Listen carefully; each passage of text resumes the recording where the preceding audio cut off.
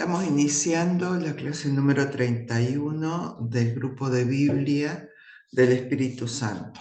En el nombre del Padre, del Hijo, del Espíritu Santo. Amén. Vamos a iniciar la oración al Espíritu Santo. Oh Espíritu Santo, amor del Padre y del Hijo, inspírame siempre lo que debo pensar, lo que debo decir, cómo debo decirlo, lo que debo callar, cómo debo actuar, lo que debo hacer para gloria de Dios, bien de las almas y mi propia santificación.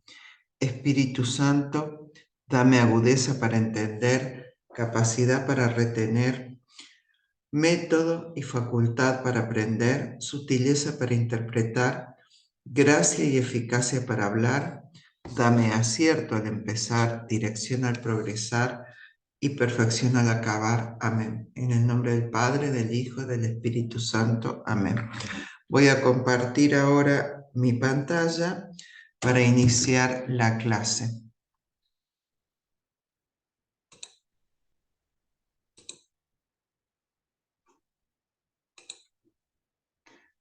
Muy bien.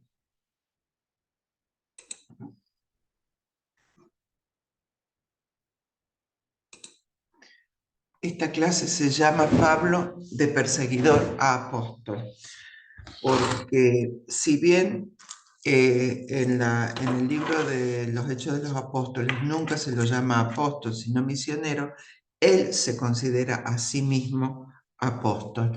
Y por supuesto, también dice que alguna vez fue muy perseguidor de la iglesia. Vamos a seguir dos fuentes, fundamentalmente esta, el libro de Zenén Vidal, un biblista español fallecido el año pasado, ya anciano, que se llama Pablo de Tarso a Roma. Este libro se consigue en PDF y no es de tan difícil lectura para los que lo quieran conseguir. Y este otro libro del santiagueño Ariel Álvarez Valdés, Enigmas de la vida de San Pablo. Hay toda una colección de enigmas que si uno va a la librería del Espíritu Santo, se les puede conseguir, no todos, algunos están agotados, pero bastantes a un precio bastante accesible o en Ágape también. ¿De qué fuentes seguían los biblistas para conocer la vida de San Pablo? Sobre todo en Vidal, básicamente de dos: el libro de los Hechos de los Apóstoles y las 7 cartas auténticas, o sea, las que realmente escribió Pablo. De todo el corpus paulino que tenemos en nuestras Biblias, solo hay 7 cartas que son escritas por él. Se llaman protopaulinas. Después tenemos otras cartas escritas por los discípulos de Pablo, que serían las deuteropaulinas, y por último las tritopaulinas, escritas por discípulos de discípulos. ¿Cómo hacen los biblistas para darse cuenta? Por el lenguaje, por la situación de la época, por la situación histórica que se describe en las cartas, la época en que se escribió y por lo tanto si es de Pablo o no es de Pablo. Este señor, Zenén Vidal, ¿qué es lo que hizo? Hizo lo que vimos en la clase anterior. Leyó los Hechos de los Apóstoles, leyó las cartas, o sea, una lectura paralela, y compatibilizó los datos de ambos. Porque recordemos que los Hechos de los Apóstoles es un libro escrito con fines más teológicos, tiene muchísima historia, pero cuando la historia no servía a los fines teológicos, lo que hizo Lucas fue suavizar los datos. En cambio, en las cartas, estos datos se muestran exactamente como son. Entonces, cuando los datos no coinciden, hay que hacerle caso a las cartas y no a los hechos. Todo lo que voy a decir hoy se basa en este libro de Zenén Vidal y también, entonces, siguiendo las cartas de Pablo. ¿Cuáles son estas 7 cartas? La primera de Tesalónica se escribió en el verano del año 50, esa la vamos a ver, si Dios quiere. La carta a los Gálatas sería la segunda, aunque algunos biblistas dicen que sería la penúltima, o sea, por eso está con signo de interrogación. Después hay dos cartas a los Corintios. La primera es la unión de dos cartas y la segunda es la unión de cuatro cartas. O sea que escribió 6 cartas a los Corintios entre otoño del 52 y el verano del 54. También escribió en la cárcel una carta a los filipenses, formada también por dos cartas escritas entre fines del 53 y comienzos del 54. Estaba encarcelado en Éfeso ahí. A Filemón a comienzos del 54, aunque los datos que hay en los prólogos de las Biblias por ahí no coinciden, pero nosotros estamos siguiendo este libro. Y a los romanos, que es la última, incluye una carta a los Efesios, que es el capítulo 16 de Romanos. Antes de empezar los datos de Pablo en particular, vamos a ponernos de acuerdo sobre algunos criterios. Nosotros tenemos judíos, los judíos de habla aramea, de Judea y Galilea, pero también hay helenistas que nacieron en la diáspora, que se llaman, bueno, helenistas y hablaban griego como lengua natal.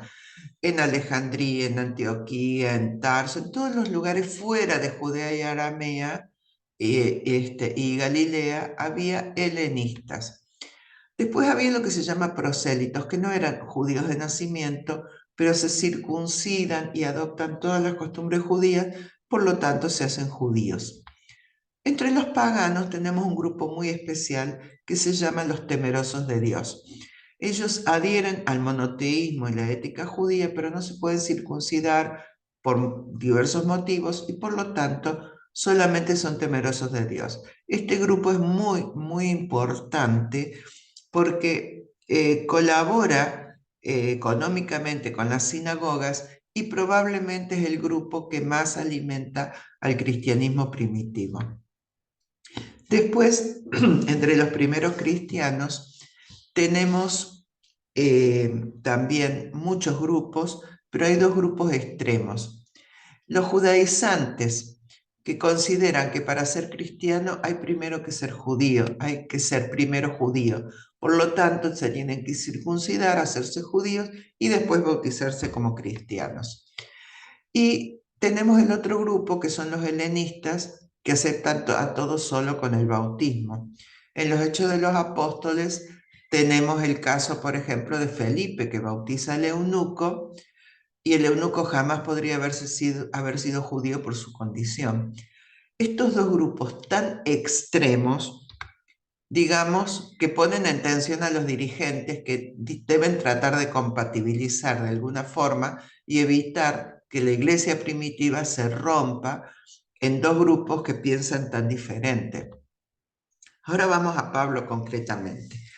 Él nace en los primeros años del siglo I, más o menos del 1 al 5 se calcula, en Tarso.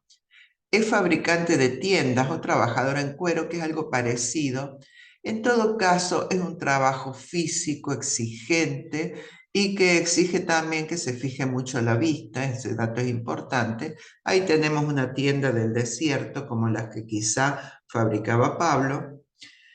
Es de la tribu de Benjamín, de una familia judía muy piadosa, muy apasionado por la palabra. Es tan piadosa su familia que le ponen el nombre de Saúl, el primer rey judío que justamente fue, no judío, israelita, que justamente fue de la tribu de Benjamín. Es muy apasionado por la palabra, se ve que Pablo aprendió y manejaba muy bien la Biblia de los 70.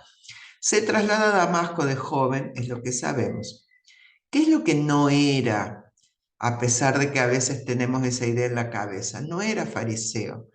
Las cartas dice, pero es una interpolación posterior, y no pudo haber sido fariseo, porque ser fariseo es un movimiento de Judea y Galilea, y Pablo nunca estuvo ahí. Y se puede ser un judío estricto sin necesidad de ser fariseo. No aprendió a los pies de Gamaliel, porque él en sus cartas dice que nunca estuvo en Jerusalén antes del año 35, por lo tanto, no puede haber estado con Gamaliel, que vivía en Jerusalén. Gamaliel era un famoso maestro, ¿no? No se cayó del caballo en el sentido de que en su conversión o su conocimiento de Cristo no fue camino a Damasco, sino en Damasco, ya vamos a ver. En todo caso, y además, bueno, los viajes no eran a caballo en todo caso, ¿no es cierto? Ahí tenemos una imagen tradicional, digamos, de la conversión de Pablo, de la luz de Cristo en el camino. No fue testigo de la muerte de Esteban, por lo mismo que no estuvo en Jerusalén y no estaría casado. ¿Qué pasó antes de conocer a Cristo? No lo sabemos, pero él nunca menciona ni mujer, ni hijos, y durante su vida cristiana sabemos que no tenía mujer, incluso en sus cartas lo menciona. Entonces, algunos dicen que era viudo y otros que era soltero. Antes de empezar a trabajar, digamos, a explicar, como para que cuando yo diga las cosas, ustedes se ubiquen. Bueno, él nace en Tarso, se va a vivir a Damasco. Cuando conoce el mensaje cristiano, va a ir a evangelizar en esta región. Cuando sufre persecuciones, porque desde el principio Pablo sufre persecuciones, viaja a Jerusalén 15 días, vuelve a Tarso, no es raro porque tenía parientes, y de ahí lo va a buscar Bernabé para llevarlo a Antioquía de Siria, y ahí quizás en varias misiones irradiando en la zona, y luego, más adelante, cuando se produce la misión autónoma, él se dirige por Asia Menor, actual Turquía, hacia Grecia. Él quiere ir a Roma, pero no puede en Grecia, debe dirigirse al sur y volver a Éfeso. Y más adelante va a volver a Jerusalén, donde va a ser hecho prisionero y va a morir en Roma.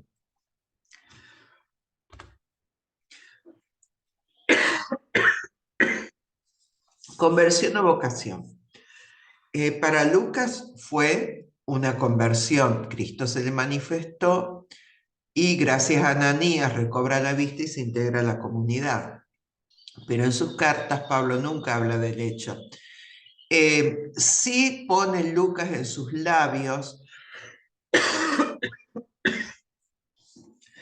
esto que acabamos de decir, pero en las cartas él jamás los menciona. La experiencia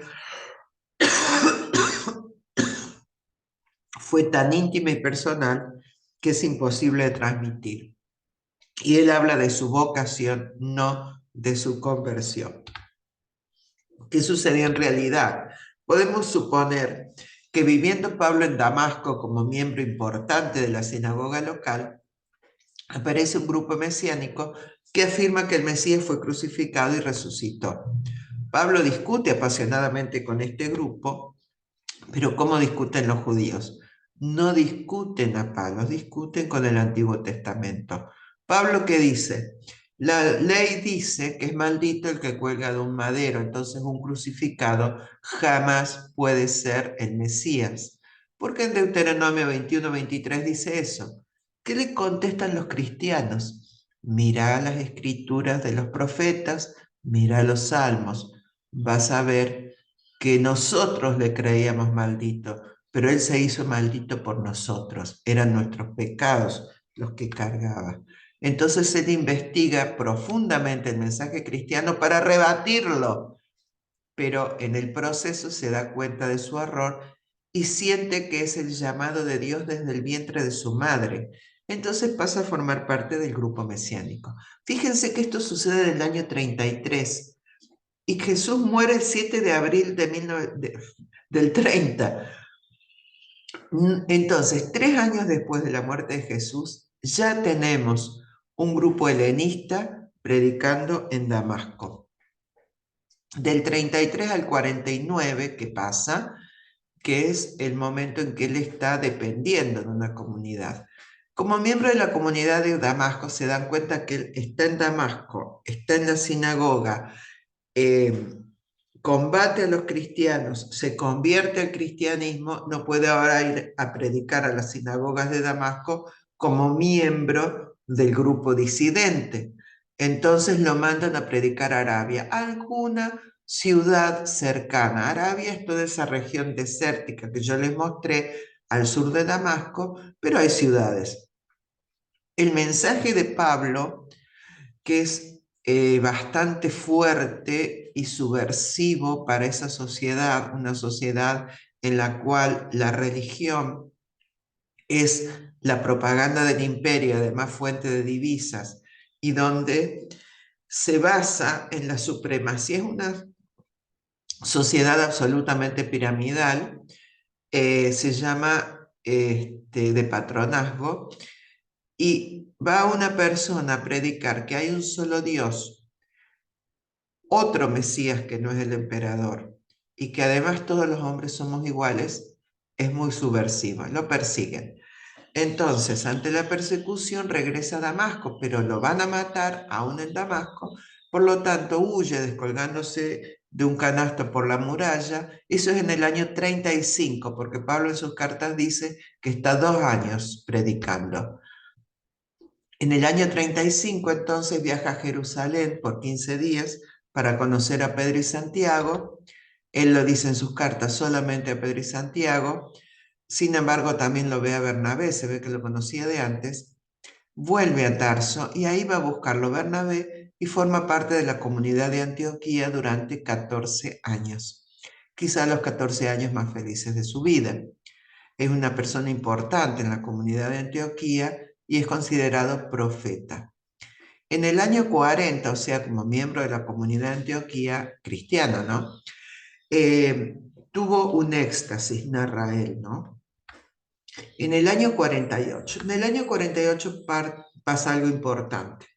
Algunos judaizantes van a Antioquía y no están de acuerdo con que los judíos, los cristianos de origen judío y los cristianos de origen pagano compartan todo.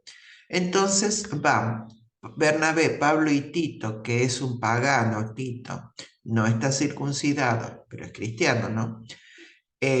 A Jerusalén, y ahí se produce una gran asamblea que en los hechos está bastante suavizada la reunión, pero parece que la asamblea toda junta no logra llegar a un acuerdo. Entonces finalmente quedan los dirigentes. Quizás Pablo se retira en ese momento y quedan Bernabé y Tito, y los dirigentes, o sea, Santiago, Pedro, Juan, llegan a un acuerdo que los ayuden económicamente las comunidades de la diáspora, pero para aceptar esa colecta hay algunas condiciones para aceptarla. O sea que de alguna forma los cristianos de origen pagano, sin circuncidarse, pero sí que adopten algunas costumbres cristianas.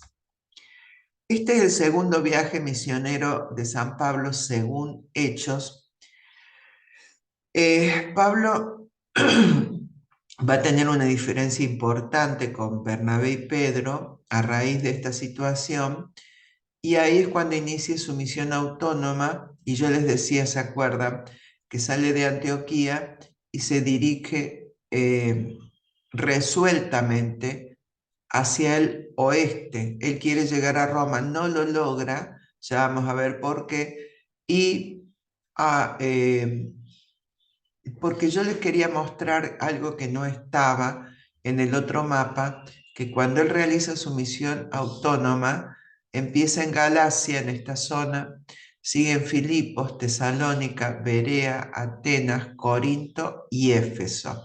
Esta vuelta que él da se debe a persecuciones que sufre por donde va. En Corinto y en Éfeso se queda más tiempo, pero a la larga tampoco puede quedarse mucho. Eh, y aquí en Corinto sucede algo que ya les voy a contar, que hace que tenga que volver a Éfeso y no seguir hacia Roma. Como para que nos ubiquemos un poquito más. Estas dos ciudades me importan. Tesalónica, porque es la primera carta que se escribe, ¿no? En el año 49, ellos se ve que cuando vuelven a Antioquía siguen haciendo más o menos su vida de siempre. Pero llegan unos inspectores de Jerusalén, y ahí hay una diferencia. Pedro y Bernabé vuelven a vivir como judíos, y ahí Pablo se enoja, está en la carta a los Gálatas, y inicia su misión autónoma. En la primavera del 49 sale de Antioquía con Silvano, más tarde se les une Timoteo, y en el verano tienen que quedarse en Galacia por una enfermedad. Vamos a hablar de la salud de Pablo. Pablo tiene que ser una persona muy sana para aguantarse los viajes a pie, porque no es que él hizo la rondita esa que yo les mostré y ya está. Él en cada lugar en que estaba, a su vez viajaba o mandaba misioneros para controlar las comunidades que había fundado antes. Trabajaba, él nunca fue mantenido directamente por las comunidades, sino que él trabajaba para mantenerse y para mantener a los misioneros, y además enseñaba, todo eso lo cuenta en sus cartas a los corintios. Sufrió azotes, cárceles, pedreadas, y sin embargo siguió misionando y predicando. Pero sí tenía un problema, una enfermedad crónica que él nunca dice cuál es. Algunos biblistas postulan que puede haber sido por la vista, porque en Galacia tienen que quedarse por una enfermedad, pero en Galacia hay unas aguas termales que se usaban como colirios. Ese es un argumento. No sabemos exactamente qué le pasaba, pero además él nunca está solo, siempre está acompañado. En los últimos años lo tienen que asistir en la cárcel. Por lo tanto, se postula que él tendría alguna debilidad en la vista, pero físicamente debe haber sido una persona muy robusta, ¿no? En el otoño del 49 llegan a Filipos. Me están siguiendo en el mapa, ¿no? Se quedan 3, 4 meses, pero deben huir con azotes probablemente ahí, y llegan entonces a Tesalónica. Tesalónica es la capital de la provincia de Macedonia, y ahí permanecen 3 meses y también deben huir. O sea, también por lo mismo, porque hay hostilidad. En la primavera viajan a Atenas, fundando la comunidad de Berea en el camino. En Atenas, Pablo, preocupado por la situación de las comunidades que dejaron, manda a Timoteo y Silvano que vuelvan a Macedonia a visitar las comunidades, y él viaja a Corinto. En Corinto se encuentra con Timoteo y Silvano, y ahí conoce a Prisca y Áquila, un matrimonio judeo-cristiano que había sido expulsado de Roma por un decreto del emperador Claudio. Esto es lo que les permite a los biblistas datar o hacer esta cronología tan exactamente, porque el decreto ese se sabe cuándo se enunció, digamos, cuándo se escribió. Y entonces, esta pequeña comunidad que probablemente habían iniciado Prisca y Áquila, gracias a Pablo, crece, y ellos lo alojan en su casa, trabajan en lo mismo que él y se hacen muy amigos, y realmente es una bendición para Pablo encontrarlos. Está 2 años más o menos en Corinto, año y medio, perdón, se quedan año y medio. En el verano del año 50 escribe la carta a Tesalónica, porque recibe a Timoteo y Silvano que vuelven, y se entera de las dificultades de la comunidad, y ahí les escribe. En el año 51 está narrado en Hechos un incidente ante Galión. Galión es gobernador de la región de Acaya, y solamente estuvo entre junio del 51 y mayo del 52, o sea que tenemos bien clarito la época. Otro dato que sirve para hacer la cronología esta. Entonces deciden salir de Corinto porque la situación está peligrosa, y se van a Éfeso. A fines del 51, entonces, todo el equipo misionero se traslada a Éfeso, y en Éfeso está más de 2 años. Pero Éfeso no es que se quedan quietos, es el centro de misión de toda la zona. viajan, no es que Pablo se queda ahí y ya está, trabaja, misiona, funda una escuela teológica, quizá también hace algún viaje a Antioquía, se encuentra con Tito y ahí, bueno, visita Galacia, vuelve a Éfeso, funda una escuela teológica. Esto es un resumen, pero en realidad la actividad de Pablo es permanente, ¿no? En el año 52, ellos habían estado en Galacia, estaba todo bárbaro, pero Tito va a visitarlos y vuelve contándoles que han venido unos misioneros judaizantes que les dicen a los gálatas que se tienen que circuncidar. Y aparte diciendo que Pablo no es un verdadero apóstol, que no se ha enviado, que se mandó solo. Entonces escribe una carta a los Gálatas. La mayoría de los datos que les estamos dando salen de esa carta y de los Hechos de los Apóstoles. Es muy autobiográfica y también tiene una teología, la teología de Pablo, muy profunda, que bueno, cuando veamos esa carta la veremos. Esta carta la lleva Tito y se ve que Tito es muy buen negociante, negociador, mejor dicho, y logra solucionar, digamos, el problema de los Gálatas.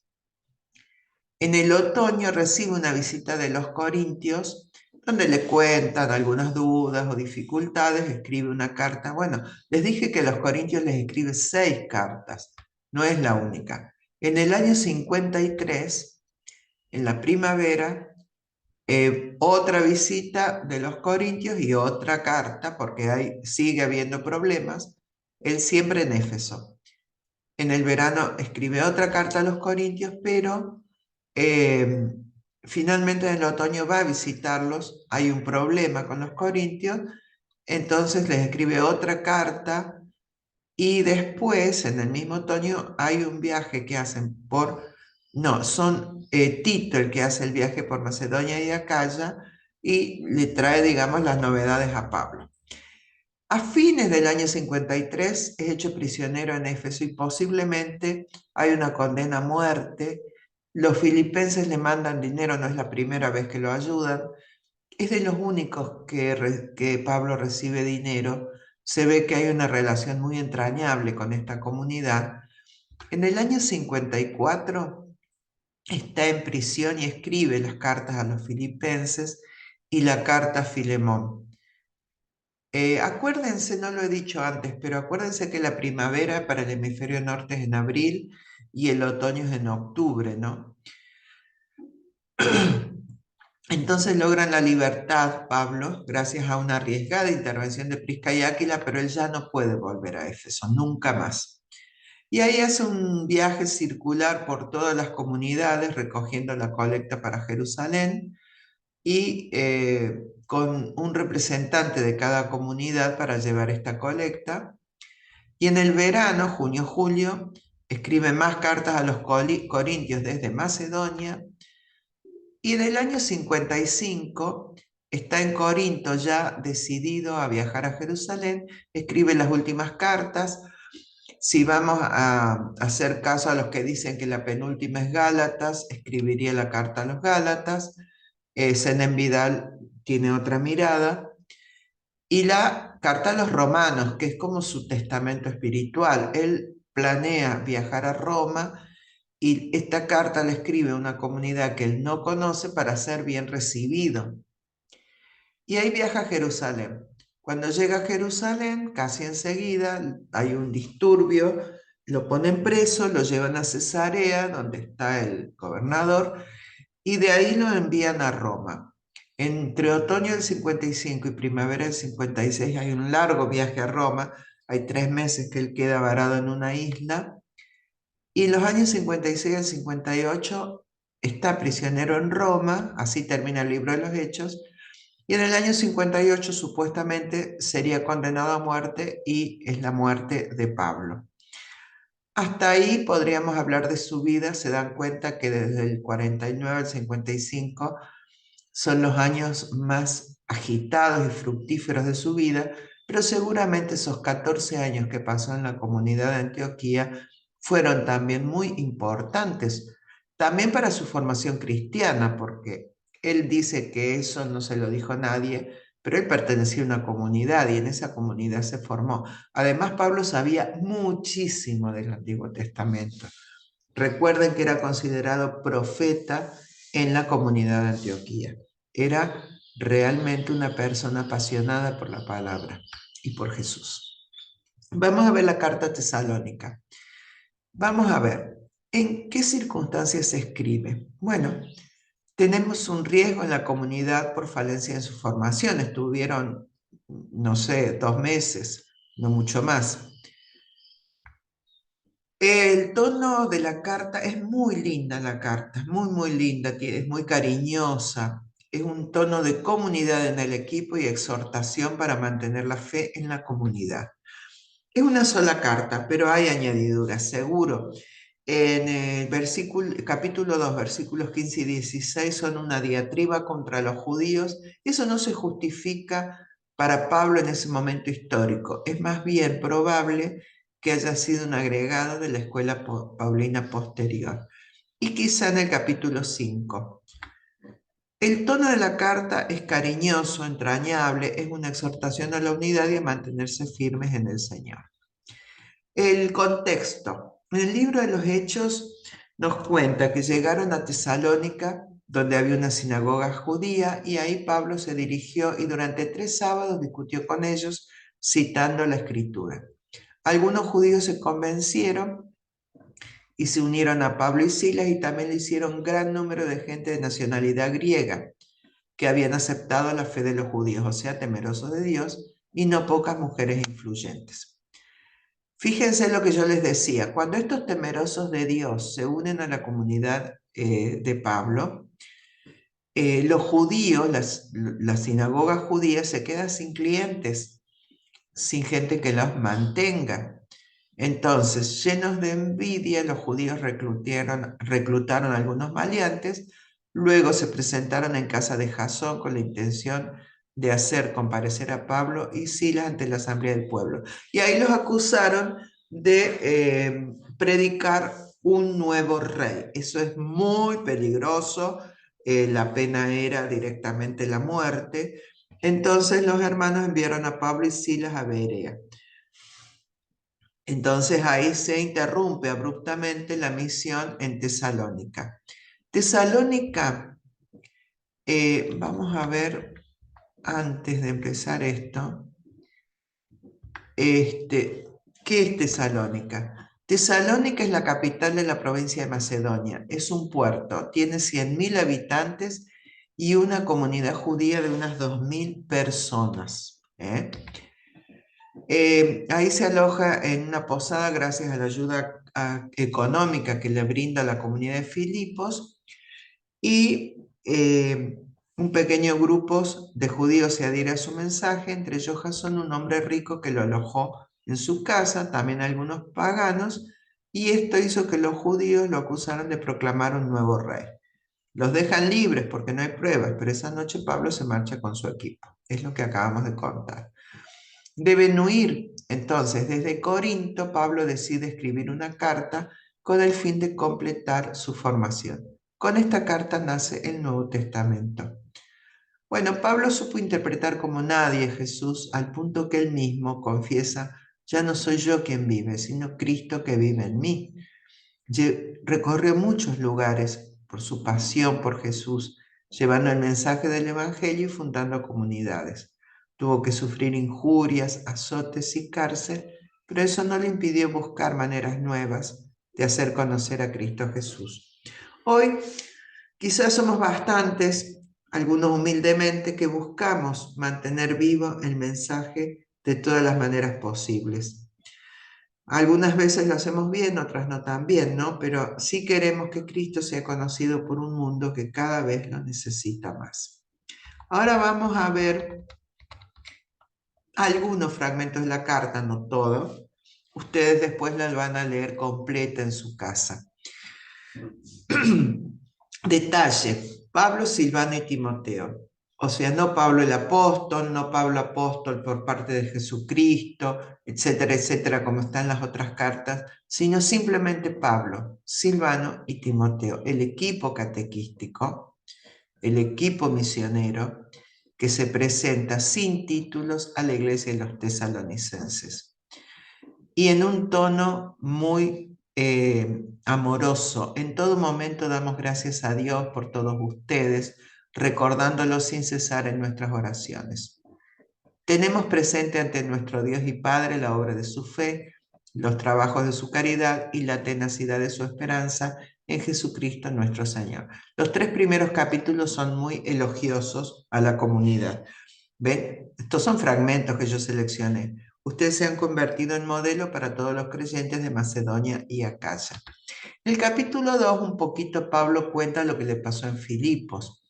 Después de haber padecido sufrimientos e injurias, como saben, confiados en nuestro Dios, tuvimos la valentía de predicar el Evangelio de Dios. Había que tener valentía porque los acababan de azotar. Después otra cosa muy importante esto, aunque pudimos imponer nuestra autoridad por ser apóstoles de Cristo, los misioneros acostumbraban a ser mantenidos por las comunidades y además recibían honores. Recuerden que era una sociedad donde el tema del honor era importante. Bueno, Pablo no quiere nada de eso. Nos mostramos amables como ustedes, como una madre cuida con cariño de sus hijos. De esta manera, amándolos, queríamos darles no solo el Evangelio de Dios, sino incluso nuestro propio ser, porque habían llegado a sernos muy queridos. Pues recuerdan, hermanos, nuestros trabajos y fatigas, trabajando día y noche, para no ser gravosos a ninguno de ustedes, les proclamamos el Evangelio de Dios. Y en el capítulo 3 ya cuenta su angustia. Entonces él dice, no pudiendo soportar más, decidimos quedarnos solos en Atenas y les enviamos a Timoteo, hermano nuestro y colaborador de Dios en el Evangelio de Cristo, para afianzarlos y darles ánimos en su fe. Acá hay otro tema importante. Ya cuando estábamos con ustedes les predecíamos que íbamos a sufrir tribulaciones. No solamente el equipo misionero, también la comunidad. Es posible que algunos miembros de la comunidad hayan sufrido vejaciones, quizá por parte de un patrón no cristiano, eh, a lo mejor maltratos físicos, pero la comunidad se mantiene firme en la fe. Ahora Timoteo acaba de volver de allí y nos trae buenas noticias de la fe y el amor de ustedes. El Señor les conceda crecer cada vez más en el amor mutuo y universal. En capítulo 4, aquí hay un tema que es el tema de la parusía inminente. Esto es la predicación de Pablo, la parusía inminente. Jesús va a volver. ¿Cuándo? Cuando todo el mundo esté evangelizado. Por eso Pablo quiere ir a todo el mundo a transmitir la palabra, aunque sea un grupito, pero que en todas las ciudades del imperio haya por lo menos una comunidad cristiana. Y entonces acá él desarrolla esa tesis. Por lo demás, hermanos, les pedimos y rogamos en el nombre del Señor Jesús que vivan conforme a lo que han aprendido de nosotros. Ya conocen las instrucciones que les dimos de parte del Señor Jesús, porque esta es la voluntad de Dios, vuestra santificación.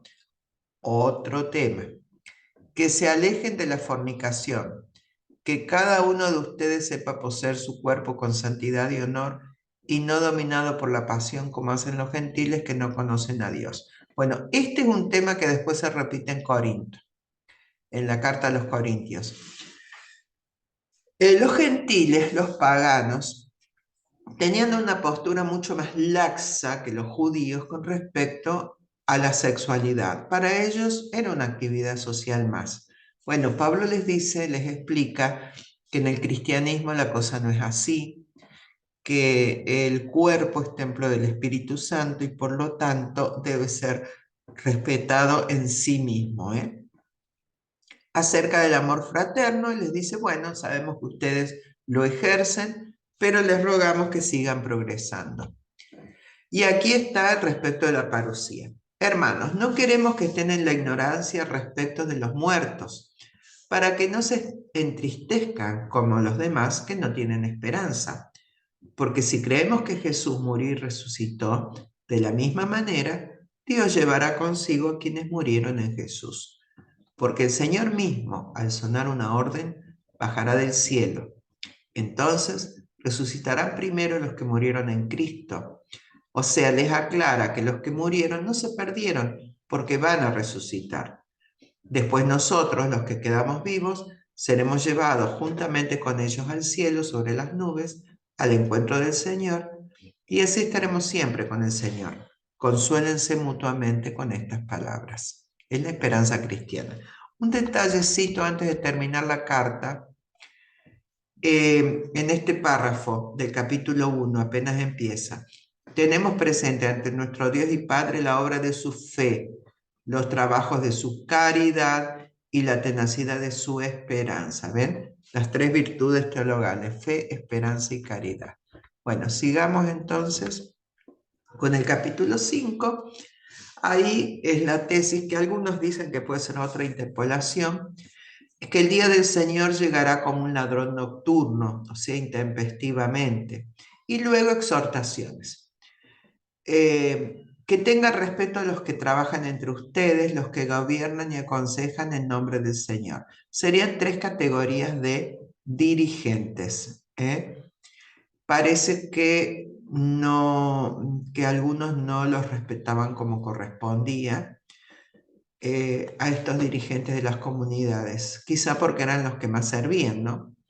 Vivan en paz unos con otros, estén siempre alegres, oren sin cesar. Este es un consejo que se ha quedado mucho en la memoria cristiana. No apaguen el fuego del espíritu, no desprecien la profecía. Examínenlo todo y quédense con lo bueno. O sea que la profecía es algo importante en las comunidades cristianas.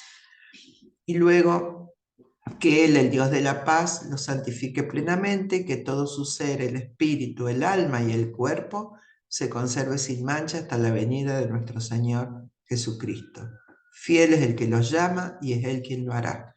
Hermanos, oren también por nosotros, saluden a todos los hermanos con el beso santo. Y ven que es una carta circular. Les recomiendo por el Señor que esta carta sea leída a todos los hermanos.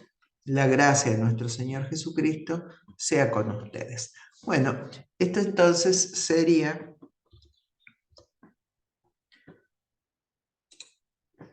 lo último. Las diapositivas posteriores ya las he compartido con ustedes. Bueno, entonces esperando que les haya sido útil esta clase, que no haya sido muy tediosa, me despido de ustedes. Muchas gracias.